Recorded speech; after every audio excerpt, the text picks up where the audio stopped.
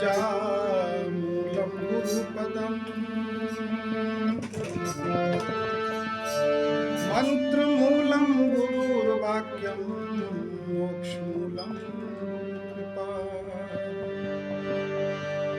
तो सतगुरु हमसे रीझ के नेक कहा प्रसंग,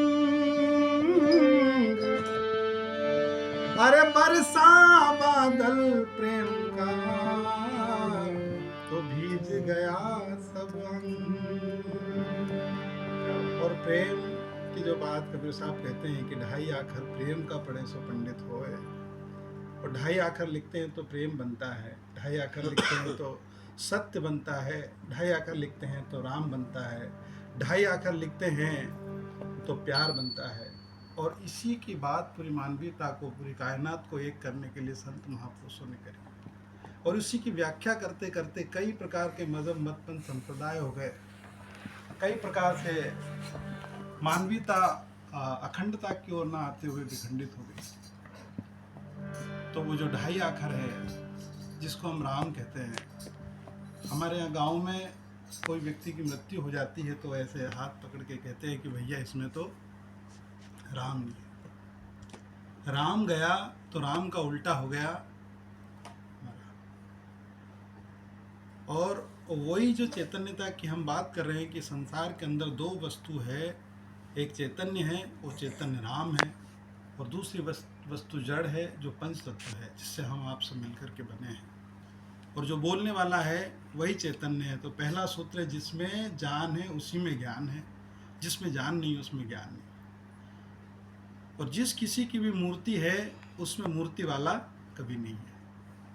जैसे कि हमने स्थूल मूर्ति किसी की भी चित्र या मूर्ति बना करके रखी, तो जो शिव है साहब ने बहुत अच्छे से बताया कि वही की मात्रा निकल जाए तो वो शव हो जाता है।